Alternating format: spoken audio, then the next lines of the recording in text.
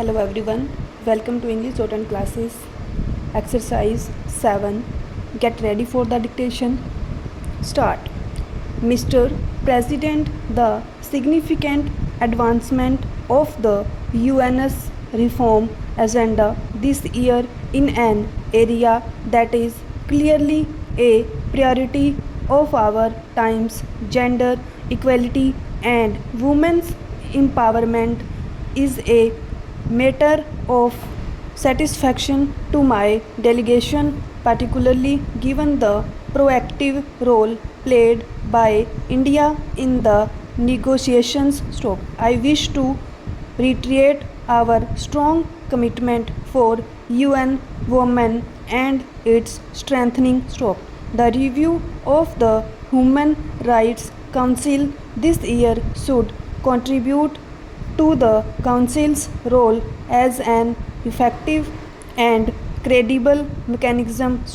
UN peacekeeping and peace building and flagship activities in the core area of maintaining international peace and security require a new global compact based on greater inclusiveness and participation in the decision making process. India has contributed over 1 lakh peacekeepers in nearly every major UN peacekeeping operation. It stands committed to UN peacekeeping. Another area in which the UN has a key role is humanitarian assistance. It is important that international humanitarian actions fully subscribe to the humanitarian principles of neutrality, humanity, and impartiality. The capacities of the UN to manage development operations need to be augmented, and the funding for these needs based activities, especially core untied funding, required manifold increase. It is also imperative that the UN and its funds and programs not advance particular ideological objectives linked to preference of donors but align themselves squarely behind national priorities of developing countries.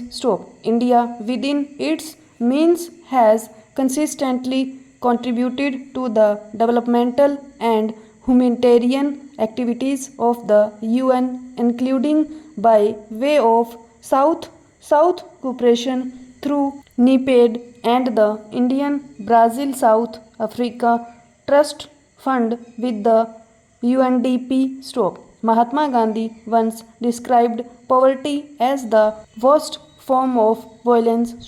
With only 5 years left until the 2015 deadline to achieve the Millennium Development Goals, there is an ever greater need to ensure that firm and time bound commitments, including on the provision of resources, transfer of technology, and capacity building, are made if extreme poverty, illiteracy, hunger, and disease are to be effectively curtailed.